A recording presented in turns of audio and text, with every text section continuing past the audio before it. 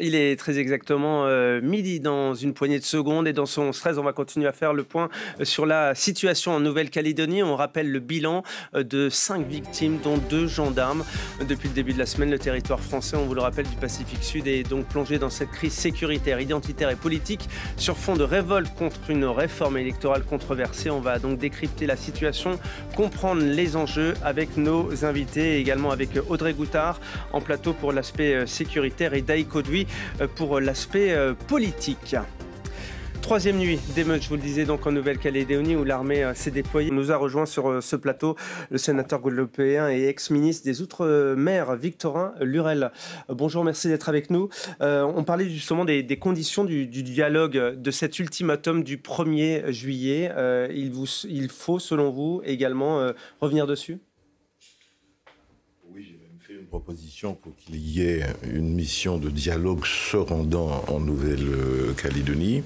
Ça devient urgentissime parce que vous avez, madame l'a évoqué, des gens qui sont armés, des milices qui sont bien là, des organisations.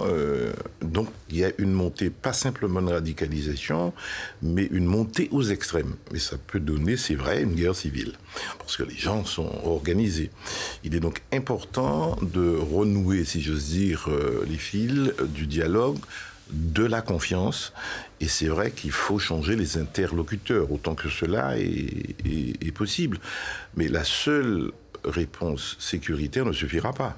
Bien sûr, on peut prendre une semaine pour établir l'ordre. Moi, ça me rappelle mon petit pays de Guadeloupe en 2009. C'est classique. Quand on dit ce sont des voyous, ce sont des mafieux, c'est pas très diplomatique.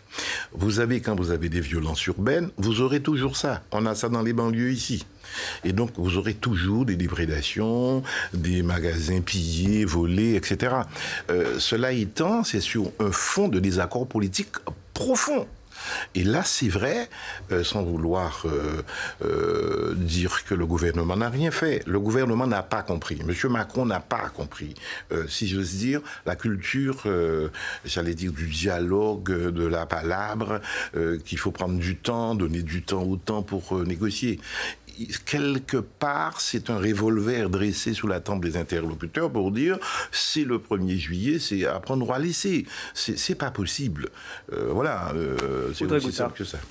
Certains disent que le terreau finalement de ces émeutes, de ces très jeunes émeutiers, c'est le déclassement social, oui, c'est la crise économique. Je rappelle que 26% des jeunes sont au chômage.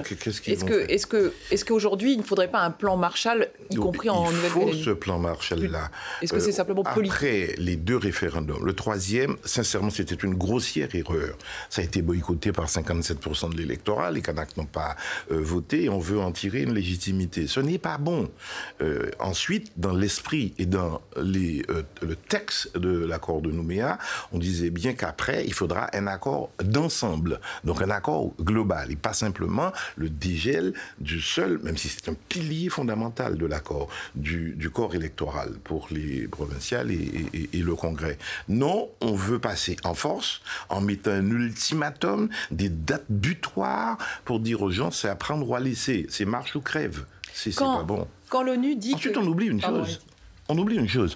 On est dans un processus de décolonisation. Voilà, alors justement, j'allais dire, l'ONU qualifie la Nouvelle-Calédonie de pays en décolonisation. En France, nous n'aimons pas entendre ça. C'est un pays colonisé, reconnu par l'ONU. Voilà. Mais il y a aussi encore, malgré les efforts indéniables qui ont été faits, mais il y a encore des structures, des impositions de structures coloniales. Et donc, on a rééquilibré. Et c'est vrai qu'on a un peu touché et bréché la notion d'égalité. Pour dire, dans un pays colonisé, vous avez un peuple premier qui veut s'émanciper. On fait 3 référendums. Alors, j'ai entendu M. Morel... Des référendums qui ont quand même donné un résultat. Si, on ne discute pas de ça. En disant, vous comprenez, aucun processus de décolonisation n'a duré 36 ans. Il disait 40 ans, 36 ans, donc depuis 88. La France n'a jamais su, notre pays n'a jamais su décoloniser. C'est toujours après des guerres, sauf après l'Afrique, on a vu ce qui s'est passé avec des présidents qu'on a choisis et qu'on a mis là. 36 ans, mais on est dans un processus décolonial reconnu par les lois internationales. Il faut juste préciser, monsieur, dans le processus décolonial, parce que c'est d'ailleurs précisé dans l'accord de Nouméa. Hein, c'est pas simplement une injonction de l'ONU, mais quand on entend décolonisation, on entend forcément que l'issue, c'est l'indépendance. Or, c'est pas tout à fait ça, y compris... Non, c'est pour ça qu'il faut clarifier pour nos téléspectateurs. Par rapport à l'ONU, il y a plusieurs cas de ce qu'on appelle une décolonisation. C'est pas forcément l'indépendance qui est à la fin d'un processus de décolonisation. On est bien d'accord, mais on va au bout du processus. Et que l'autodétermination, ça peut être rester français ou être associé à la France, ou... bon, on est bien d'accord que l'issue, c'est le peuple qui décide. Mais c'est précisément ce peuple-là et le corps électoral qui fait l'autodétermination qui a été revu et corrigé en tenant compte de ce concept de décolonisation. On l'a oublié. M. Macron l'a oublié. Et vouloir passer en force par le petit bout de la lorgnette, uniquement une petite réforme constitutionnelle, il y a là une erreur politique majeure et une incompréhension des processus d'émancipation. Vous pouvez vous émanciper au sein de la République. Et pour mieux comprendre justement ce qui se passe et la manière de sortir de cette crise, quels sont les interlocuteurs, il faut aussi comprendre comment cette population donc vit sur place. On voit cela avec vous, Florent Boutet, avec cette carte d'identité, pas seulement de Nouméa, bien évidemment, mais de la Nouvelle-Calédonie concernant la population. Oui, c'est vrai, on ne comprend rien à la situation actuelle si on ne comprend pas qu'elle est héritée du fait colonial. Alors, le voilà, le caillou, cette Nouvelle-Calédonie est vue du ciel, à 2000 km à peu près des côtes australiennes, qui a deux drapeaux, celui de la République française bien sûr, et puis, vous le voyez, un drapeau coutumier avec une île principale qui fait 400 km de long pour 60 de large environ, et puis des îles Loyauté dont on avait beaucoup parlé, souvenez-vous, à la fin des années 80, en raison de l'épisode sanglant, notamment de la prise d'otage de la grotte d'Ouvéa. Au niveau démographique, maintenant, regardez, les territoires majoritairement peuplés par les Kanaks se situent principalement au nord et à l'est. Vous le voyez seulement, voilà. Et il faut savoir que désormais, ils sont minoritaires, 41% de la population à l'échelle de l'archipel. À l'inverse, la population d'origine européenne se concentre plutôt au sud. Vous avez bien suivi, eh bien, ça fait à peu près 59% de la population. Petite parenthèse ici, Nouméa, la capitale, concentre les deux types de population dans les quartiers plus aisés à majorité européenne, plus populaires pour les populations kanaks, pour un total global d'un peu plus de 270 000 habitants selon le dernier référendum de l'INSEE. Mais attention, dans la perspective d'un éventuel nouveau référendum d'autodétermination, eh bien, le rapport de force est peut-être moins marqué que ce qu'il ne paraît, puisque pour l'instant, mais ça pourrait changer, pour l'instant, eh bien, les résidents arrivés après 1998 et leurs descendants ne peuvent pas voter. Merci Florent Boutet. Ce décryptage, Victorin Lurel, vous paraît à la fois symptomatique et clair pour comprendre la situation sur place. Oui, je crois que c'est nécessaire de faire ces statistiques. Et c'est précisément toute l'innovation de ce processus d'émancipation, de décolonisation, selon des formes à trouver hors la République ou au sein de la République, de dire qu'il faut 41%, 59%, il faut trouver une définition d'un corps électoral qui soit accepté. Si vous décidez que seul le standard hexagonal doit s'appliquer en Nouvelle-Calédonie, en oubliant l'histoire de la Nouvelle-Calédonie, vous faites une erreur politique majeure. Et c'est tout le problème. Quel est l'équilibre à trouver et la finesse à manquer au gouvernement successif de monsieur le président Macron? Si la réforme constitutionnelle passait, ça serait 21 000 électeurs en plus. Pourquoi est-ce que ça inquiète autant les Kanaks? Quel serait le profil de ces électeurs? Ils voteraient obligatoirement contre les objectifs des partis indépendantistes? Mettez-vous à leur place. Il y a un problème identitaire et anthropologique qui se pose en Nouvelle-Calédonie. Vous n'allez jamais arrêter une revendication nationale, d'autres diraient nationalistes, comme ça. Et là, on prend le temps, et c'est fragile comme processus. C'est du cristal. Et donc, il faut éviter que ça se brise. Et c'est ce qu'ils sont en train de faire. Les gens décideront librement de rester français ou de partir. Mais vous ne pouvez pas dire à un peuple premier, il y a peut-être je ne sais pas combien d'années, un siècle et demi et plus, que vous n'existez plus. Et que votre destin commun, c'est une partie qui en décidera. Donc aujourd'hui, ça constitue un peuple, constitué de Kanaks, de Calédoniens d'origine européenne, qui ont formé peuple, qui veulent faire peuple. Il faut trouver l'équilibre et la compréhension. C'est ce qui a été rompu. C'est ce qui a été rompu. Juste la petite réforme qui est un pilier fondamental de l'accord et de l'esprit. On a dit 3 référendums, d'accord. Mais il faut trouver après un accord d'ensemble. Non, il y a un accord partiel et un ultimatum adressé aux interlocuteurs. Ce n'est pas bon. Avant de revenir sur l'approvisionnement des magasins et de la difficulté du chapitre économique, et il faut l'aborder bien évidemment vu ce qui se passe sur place, d'un mot, Daïko Louis, sur la personnalité qui pourrait aussi, on parlait tout à l'heure du Premier ministre, c'est un peu Aujourd'hui, c'est qui ? Alors aujourd'hui, l'interlocuteur, c'est Emmanuel Macron, puisqu'après le Conseil de défense, il va organiser une visioconférence avec les parties prenantes en Nouvelle-Calédonie. Mais ça, c'est exceptionnel. Évidemment, Emmanuel Macron ne va pas pouvoir suivre au quotidien, minute par minute, le dossier, même si évidemment il va le suivre de près. Donc après, Gabriel Attal va réunir à Matignon autour d'une table. On n'a pas encore la date, mais il a promis hier que ce serait dans les prochaines heures qu'on connaîtrait ces dates-là.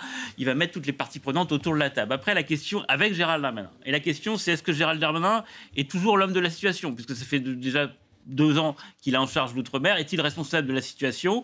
Est-il trop proche des loyalistes, notamment via Sonia Baquès, qui est une figure loyaliste de Lille et qui a travaillé comme ministre avec Gérald Darmanin, ministre délégué, pas en charge de l'outre-mer, mais en charge de la citoyenneté.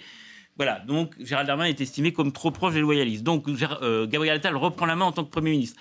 C'est ce qu'on lui demandait parce que c'est une tradition, c'est un usage dans la Ve République. Le dossier calédonien est pris en charge par le Premier ministre depuis Michel Rocard, c'était le cas par Manuel Valls, par Jean-Marc Ayrault, ou encore par Édouard Philippe, qui tous disent que ce dossier les a passionnés, qui ont un attachement à cette île. Sauf que c'est peut-être trop tard pour reprendre le dossier pour Gabriel Attal, parce qu'il ne connaît pas bien ce dossier. Alors bien sûr, il va en prendre connaissance, mais au-delà même du dossier technique, il y a ce que disait monsieur, c'est comment parler aux interlocuteurs spécifiques de la Nouvelle-Calédonie, qui ont une mentalité océanienne, qui est peut-être différente. Il faut être habitué à parler avec ses interlocuteurs. Et donc, parallèlement à cette idée de la réunion à Paris, à Matignon, fait jour la possibilité d'envoyer une mission en Nouvelle-Calédonie qui pourrait être présidée par des figures de grands sages, soit ces anciens premiers ministres, soit éventuellement des figures neutres, politiques, comme la présidente de l'Assemblée nationale, Mme Yael Braun-Pivet, ou le président du Sénat, que vous connaissez bien, monsieur Gérard Larcher, qui par ailleurs connaît assez bien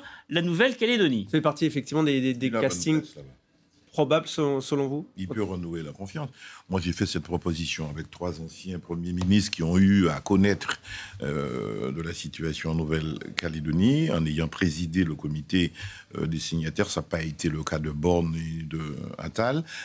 Sans vouloir poser des jugements sur tel ou tel ministre, mais M. Darmanin, aujourd'hui, n'est pas très qualifié parce qu'il n'est pas très diplomate. Traiter les gens au-delà de la radicalisation de mafieux, dire que c'est des influences étrangères, il faut être vigilant, bien entendu, sur ça. Ce n'est pas de nature à On y reviendra dans un instant avec lui, pour essayer de comprendre. Un dialogue. Et manifestement, le président doit peser, le Premier ministre doit faire son boulot, parce que c'était le bureau historique. Moi, j'étais ministre. Le bureau historique, c'était Matignon, et puis trouver les personnalités comme Rocard a su le faire à l'époque. Vous êtes dans une guerre d'influence globale, ou une guerre globale d'influence. On prend conscience avec un petit pays riche de matières premières que cette guerre est sur la scène mondiale. Et que c'est vrai qu'il y a une opposition entre une vision occidentale, démocratique, néolibérale, etc., qui s'oppose à une vision plutôt asiatique de l'Est et du Sud. Et on le voit sur le réseau SWIFT. Pendant la guerre d'Ukraine, on a vu l'expulsion de la Russie et de la Chine du réseau SWIFT. Ils ont créé donc un contre-réseau, l'équivalent de SWIFT. Bientôt, tous les BRICS, donc le Brésil, la Russie, l'Inde, la Chine, l'Afrique du Sud, il y a une 40aine de pays qui ont déjà demandé à adhérer aux BRICS pour opposer quelque chose, et notamment une monnaie digitale, contre l'hégémonie du dollar. Donc, la Nouvelle-Calédonie, ça ne m'étonne pas trop, parce qu'ils ont mis la Martinique aussi dans le groupe d'initiative de Bakou. Et donc, c'est une guerre globale. On le voit en Afrique, on le voit en Amérique latine, on le voit dans les Caraïbes. Caraïbes, 38 États. Il y a 36 ambassades de Chine. Parce qu'il y a aussi des intérêts économiques, Clémence Delabaume. On rappelle, Nouvelle-Calédonie égale aussi nickel. Bah oui, Hugues Huette a commencé à en parler, le nickel qui entre dans la fabrication des batteries électriques. Mais c'est vrai que c'est une filière qui est en faillite aujourd'hui, enfin qui est à l'arrêt, on peut le dire. Les 3 grandes usines de l'archipel sont en très grande difficulté alors qu'elles étaient déjà très impactées par la flambée des coûts de l'énergie dans la foulée de la guerre en Ukraine. La raison de ces difficultés, la raison principale, c'est l'effondrement des cours du nickel l'an dernier. Il faut savoir que le cours du minerai a chuté de plus de 45% en 2023 parce que tout simplement l'offre de nickel sur la planète s'est retrouvée supérieure à la demande malgré le boom de la demande dans le cadre de la transition énergétique.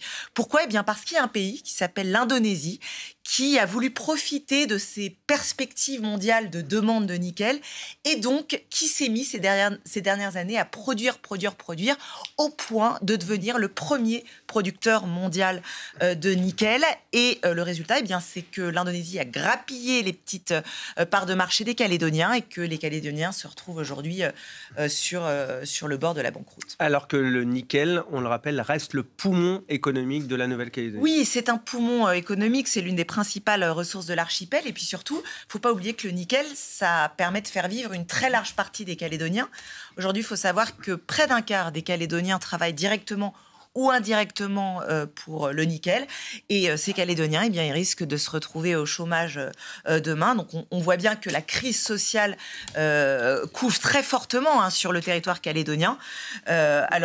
Alors, c'est vrai que le gouvernement a bien essayé de tenter de résoudre le problème de la crise du nickel avec ce fameux pacte nickel, qui est en fait un ensemble de mesures pour tenter de redresser la filière. Mais ça ne fait pas l'unanimité sur place. Ça exacerbe les tensions entre loyalistes et indépendantistes. Donc, on va voir. Ça fera partie de la négociation générale dans les jours qui viennent. Merci beaucoup, Clémence Delabaume. Le mot de la fin, on va vous donner à tous les deux, notamment Victorin Lurel, d'un mot, et c'est compliqué, bien évidemment, vu le contexte, vu la situation. Comment sortir de cette crise ? Pacte politique urgent et plan Marshall que vous évoquez. Et comment, d'un point de vue sécuritaire, essayer de rétablir l'ordre ? On va exploiter le maximum des capacités offertes par l'état d'urgence, une mesure dérogatoire au droit commun, pour permettre d'apaiser les tensions et de retrouver un minimum d'ordre public pour expressément permettre un débat démocratique tel qu'on le conçoit. Merci beaucoup à tous les trois de nous avoir permis effectivement de mieux comprendre cette troisième nuit d'émeutes en Nouvelle-Calédonie où l'armée s'est donc déployée et où on rappelle le bilan qui est donc de 5 victimes dont 2 gendarmes.